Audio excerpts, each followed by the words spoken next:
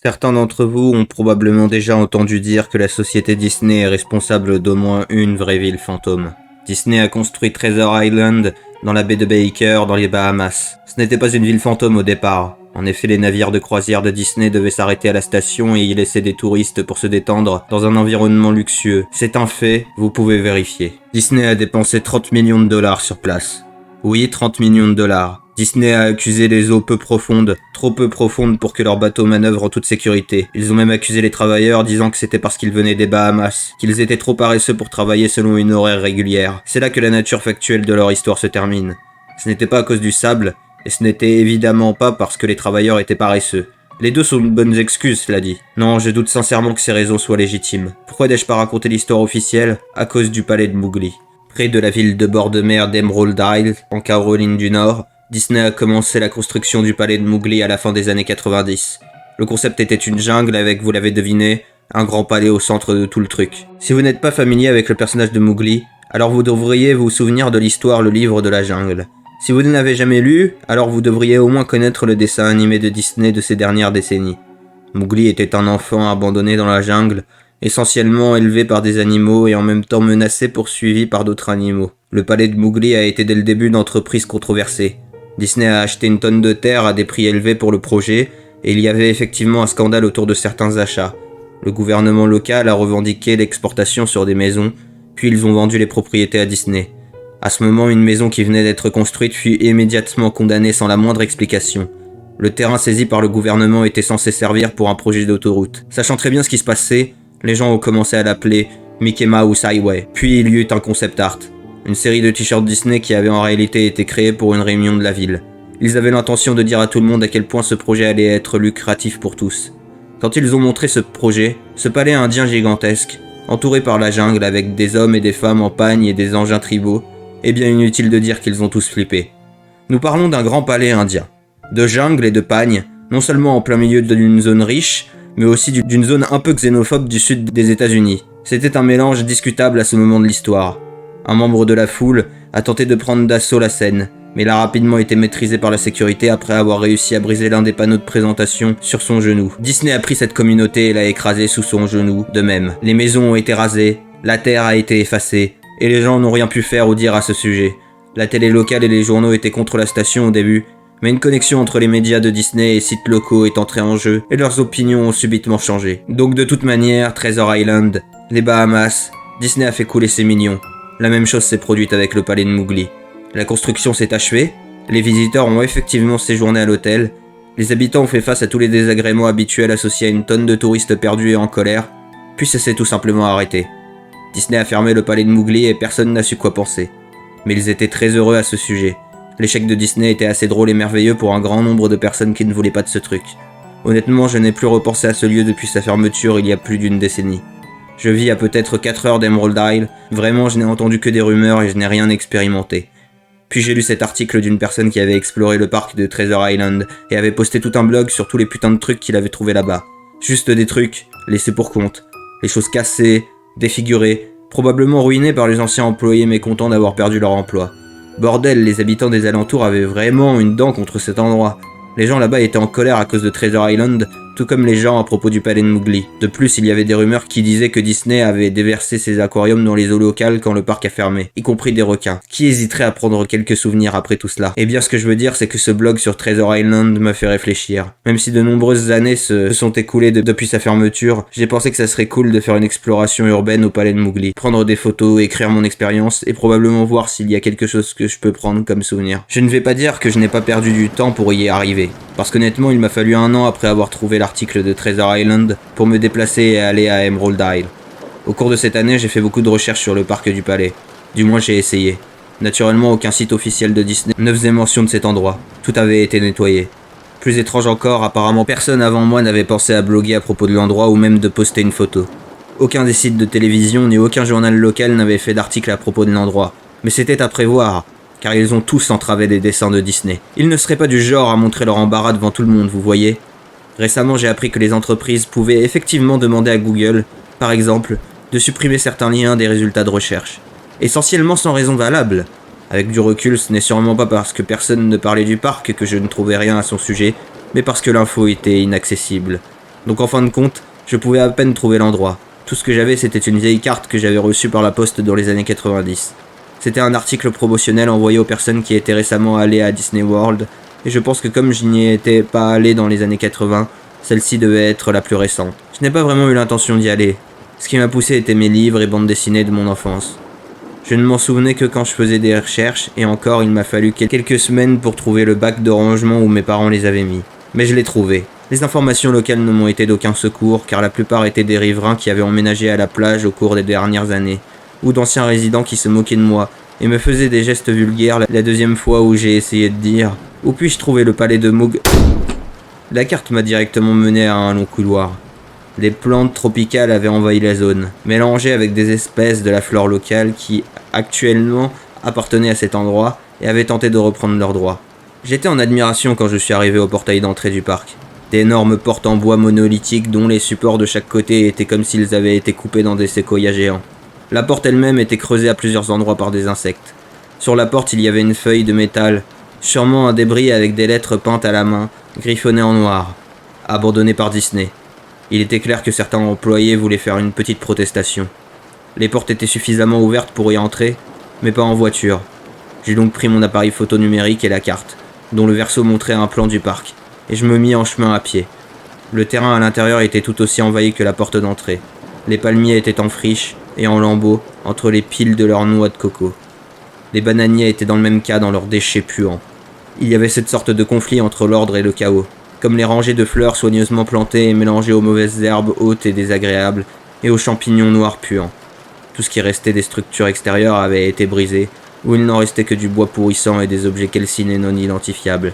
Ce qui avait sans doute été un bureau d'information ou un bar en plein air n'était plus qu'un tas de débris de toutes sortes dispersés par les vandales et ravagés par le temps. La chose la plus intéressante sur le terrain était une statue de Baloo, l'ours amical du livre de la jungle, qui s'est trouvé dans une sorte de cour en face du bâtiment principal. Il était figé, regardant le vide dans un stupide sourire à pleines dents, sa fourrure recouverte de merde d'oiseaux et du lierre autour de son socle. Je me suis approché du bâtiment principal, le palais, pour découvrir l'extérieur du bâtiment couvert de graffitis là où les peintures d'origine n'avaient pas été pelées et rongées. Les portes d'entrée n'étaient pas seulement ouvertes, elles avaient été retirées de leurs gonds et avaient été volées. Au-dessus des portes d'entrée, quelqu'un avait encore une fois peint, abandonné par Disney. Je souhaiterais pouvoir vous parler de tous les trucs super que j'ai vus à l'intérieur du palais. Statues oubliées, caisses enregistreuse abandonnées, une société secrète à part entière de clochards sans abri. Mais non. L'intérieur du bâtiment était si frappant, si vide. Je suis sûr que les gens avaient volé les ornements du mur. Tout ce qui était trop gros pour être volé, compteurs, bureaux, faux arbres géants, était laissé au milieu de cette pièce vide qui amplifiait chacun de mes pas.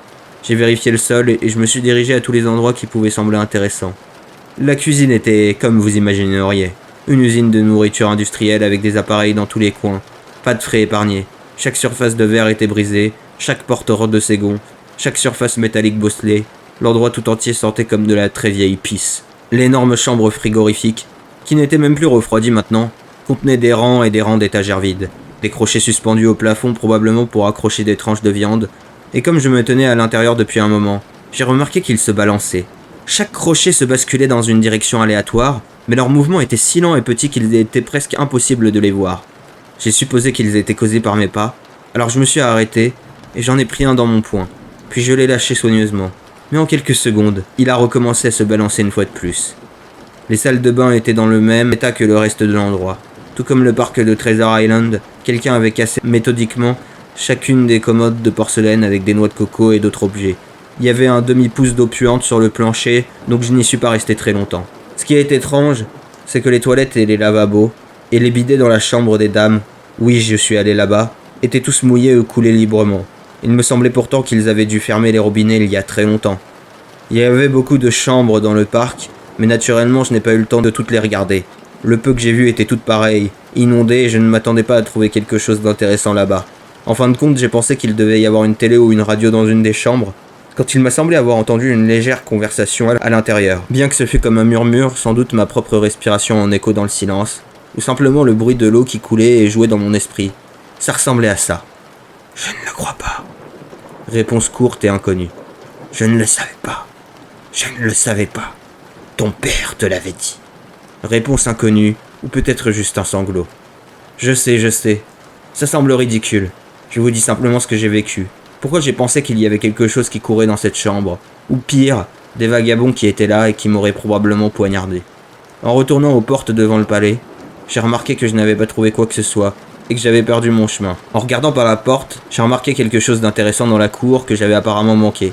Quelque chose qui pourrait me donner au moins une chose à montrer pour toute ma peine, même si c'était juste une photo. Il y avait une statue presque réelle d'un python, peut-être 80 pieds de long, enroulé et s'éblouissant sur le piédestal en plein milieu de la zone.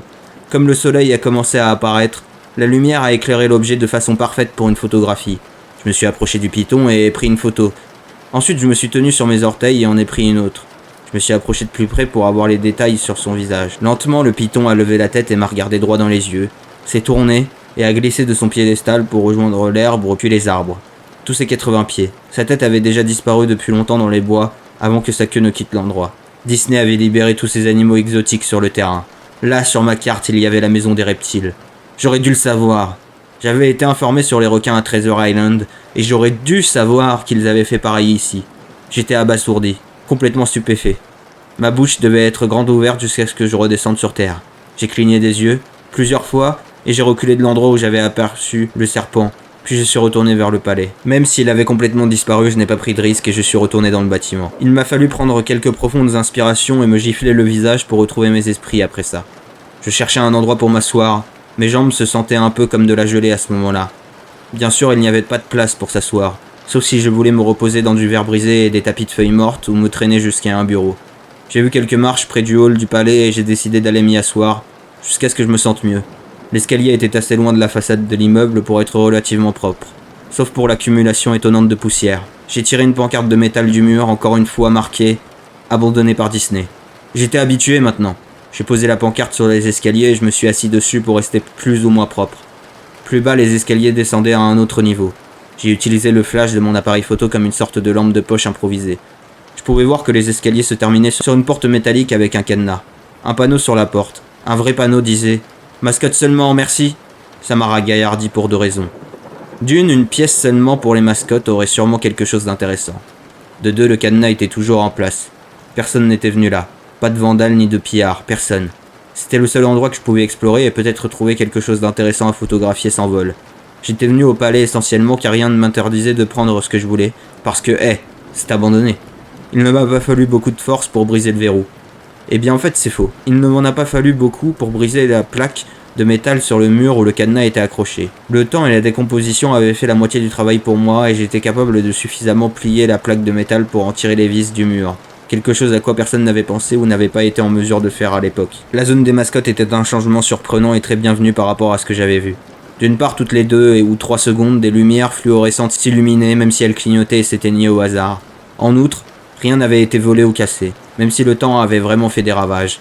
Les tables avaient des blocs-notes et des stylos, il y avait des horloges, même un punching clock sur le mur, complètement rempli de cartes. Les chaises étaient dispersées autour et il y avait même une petite salle de repos avec une vieille télévision pleine de parasites, et plein d'aliments pourris et de boissons sur les compteurs. C'était comme ces films apocalyptiques où tout était laissé en l'état après l'évacuation. Comme je marchais dans les couloirs labyrinthiques de la zone des mascottes, l'endroit devenait de plus en plus intéressant. En allant plus loin, les bureaux et tables avaient été renversés, les documents dispersés étaient presque fusionnés avec le sol humide, et un grand tapis miteux rattrapait lentement le revêtement cramoisi du sol. Tout était visqueux, tout le bois s'était désintégré en une bouillie quand je m'en suis approché, même en utilisant le moins de force possible. Des vêtements étaient suspendus à des crochets dans l'une des chambres. Ils seraient tombés en lambeaux si j'avais essayé de les décrocher. Une chose qui m'a ennuyé, c'est que la lumière se faisait de plus en plus rare à mesure que je descendais dans les profondeurs humides, suffocantes de l'endroit. Finalement, je suis arrivé à une porte rayée de noir et de jaune avec les mots « Character Prep 1 » peints au pochoir. Dans un premier temps, la porte n'a pas voulu s'ouvrir. Je supposais que c'était là qu'il gardait les costumes. Et je voulais absolument une photo de ce désordre puant tordu. J'ai essayé comme je pouvais. Peu importe sous quel angle ou par quel moyen je m'y prenais, la porte ne voulait pas bouger. À l'intérieur, la chambre était complètement sombre, noire comme de la poix. J'ai utilisé le flash de l'appareil pour trouver un interrupteur dans la paroi près de la porte, mais il n'y avait rien. Comme je faisais ma recherche, j'ai été tiré de mon excitation par un fort buzz électrique. Une rangée de lumière s'est soudainement allumée, vacillante et clignotante. Il m'a fallu une seconde à mes yeux pour s'adapter. Il semblait que la lumière devenait de plus en plus forte, peut-être jusqu'à ce que toutes les ampoules explosent. Mais au moment même où j'ai pensé qu'elle pourrait arriver à cet état critique, les lumières se sont obscurcies. La pièce était comme je l'avais imaginé. Divers costumes de Disney étaient suspendus au mur, tous les uns à côté des autres comme d'étranges cadavres de cartoon pendant par des cordes invisibles. Il y avait des bacs entiers de pagnes et de vêtements indigènes sur des cintres vers l'arrière. Ce que j'ai trouvé étrange et ce que j'ai voulu photographier tout de suite, c'était un costume de Mickey Mouse, au centre de la pièce. Contrairement aux autres costumes, il était couché sur le dos comme une victime assassinée. La fourrure sur le costume était pourrie et mitée, ce qui formait des trous. Ce qui était encore plus étrange cependant, c'était la coloration du costume. C'était comme une photographie négative du vrai Mickey Mouse. Noir à l'endroit où il devait être blanc et blanc là où il devait être noir. Ses vêtements rouges étaient bleu clair. La vue était assez rebutante pour que je finisse par photographier la chose. J'ai pris une photo des costumes accrochés au mur, des angles du haut vers le bas et vers le côté pour montrer une rangée entière de visages de dessins animés sans vie, putrides. Certains avaient perdu leurs yeux de plastique. Alors j'ai décidé de faire une mise en scène, juste la tête d'un des personnages sur le sol lisse et crasseux. J'ai ensuite cherché la tête d'un costume de Donald Duck et l'ai soigneusement enlevé pour que la chose ne tombe pas en morceaux dans mes mains. Comme je regardais dans les grands yeux du masque moisi, un bruit métallique me fit sursauter d'effroi. J'ai regardé à mes pieds et là, entre mes chaussures, il y avait un crâne humain. Il était tombé de la tête du costume et s'était brisé en morceaux. Seul le visage vide et la mâchoire inférieure étaient restés, fixés sur moi. J'ai laissé tomber la tête de canard, comme vous vous en doutiez, et je suis allé jusqu'à la porte. Vu que je tenais la porte, j'ai regardé en arrière le crâne au sol. J'ai dû prendre une photo de lui, vous savez. J'ai dû en faire une pour toutes sortes de raisons qui peuvent sembler idiotes seulement si vous n'y réfléchissez pas. J'avais besoin de preuves de ce qui s'était passé, surtout si Disney comptait le faire disparaître. Je n'avais aucun doute dans mon esprit dès le début. Même si c'était juste une sale négligence, Disney était responsable de cela. C'est alors que Mickey, comme une photo négative, le Mickey au milieu du sol, a commencé à se lever. Le costume de Mickey Mouse, ou celui qui était à l'intérieur, s'est d'abord assis, puis il a commencé à se lever sur ses pieds. Il était au centre de la pièce, son faux visage me regardant fixement. J'ai simplement pu marmonner « Non !» Encore et encore. Les mains tremblantes, le cœur battant violemment, et les jambes claquantes, j'ai réussi à prendre l'appareil photo et à le diriger vers la créature en face de moi. L'écran de l'appareil numérique affichait seulement des pixels morts dans la forme de la chose. C'était une silhouette parfaite du costume de Mickey Mouse. Pendant que l'appareil photo bougeait dans mes mains tremblantes, les pixels morts se déplaçaient barrant l'écran. Le contour de Mickey s'était déplacé. Et puis l'appareil photo est mort. L'écran s'est figé, est devenu noir et s'est éteint. J'ai levé mes yeux une fois de plus vers le costume de Mickey Mouse. « dit-il d'une voix étouffée, pervertie mais parfaitement fidèle à celle de Mickey Mouse. « Tu veux voir ma tête qui se détache ?» Il a commencé à tirer sur sa propre tête, la faisant craquer, ses mains gantées autour de son cou, se griffant avec des mouvements impatients similaires à ceux d'un homme essayant de se libérer ou d'échapper aux mâchoires d'un prédateur. Quand il les a plantés autour de son cou, tellement de sang, du sang tellement épais et jaune. Je me suis retourné alors que j'entendais la chair se déchirer avec un bruit écœurant. Je voulais seulement m'en éloigner. Au-dessus de la porte de cette pièce, j'ai vu le message final, gravé dans le métal à coups d'ongles ou d'os, abandonné par Dieu. Je n'ai jamais obtenu les photos de l'appareil. Je n'ai jamais écrit de blog à ce sujet. Après ça, j'ai couru hors de cet endroit. J'ai fui pour ma santé mentale, pour ma vie. Je savais pourquoi Disney ne voulait pas qu'on parle de ce lieu. Il ne voulait pas qu'un type comme moi y entre. Il ne voulait pas qu'un truc comme ça en sorte. Et si vous tenez à votre vie, likez, partagez, commentez et rejoignez l'armée spectrale en vous abonnant.